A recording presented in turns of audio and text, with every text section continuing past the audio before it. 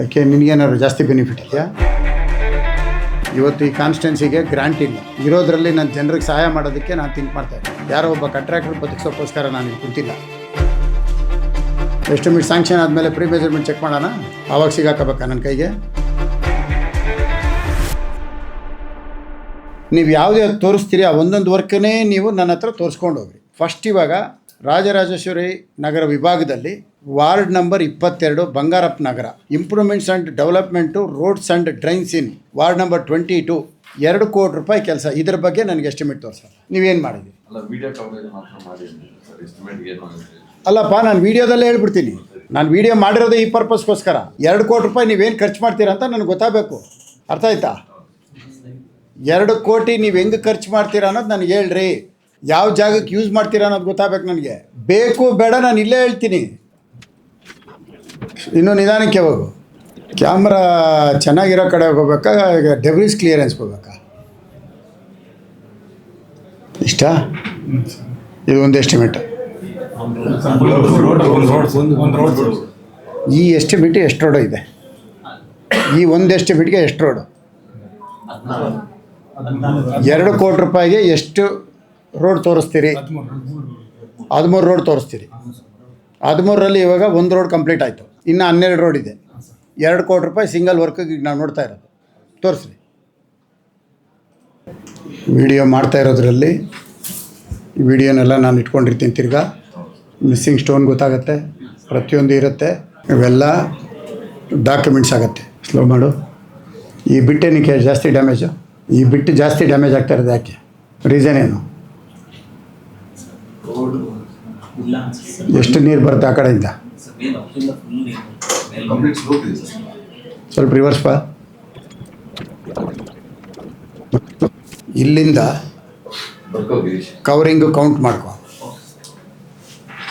ಆ ಒಂದು rolling sheeter ಕಾಣುತ್ತಲ್ಲ, ಇಲ್ಲಿಂದ ಅಲ್ಲಿವರೆಗೂ ಕಾಂಕ್ರೀಟ್ ರೋಡ್ ಮಾಡು. 15 ಸೆಂಟಿಮೀಟರ್ CC ರೋಡ್ ಮಾಡು ಇಲ್ಲಿಂದ ಅಲ್ಲಿವರೆಗೂ.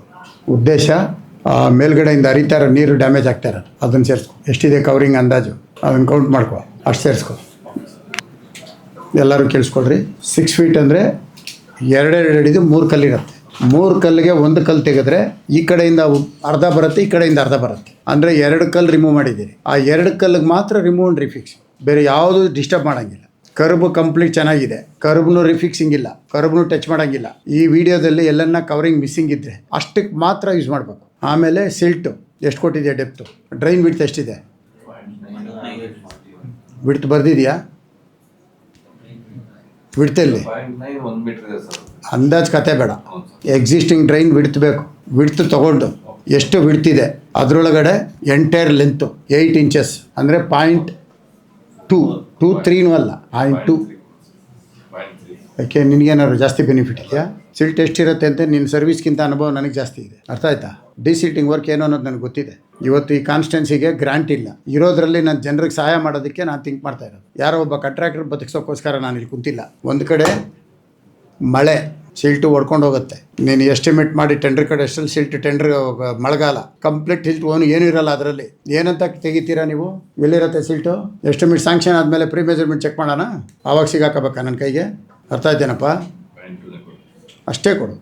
ನಿನಗೆ ಎಂಟೈರ್ ಲೆಂತ್ ಕೊಡ್ತಾ ಇರೋದು, ಎಂಟೈರ್ ಲೆಂತ್ ಕೊಟ್ಬಿಡು.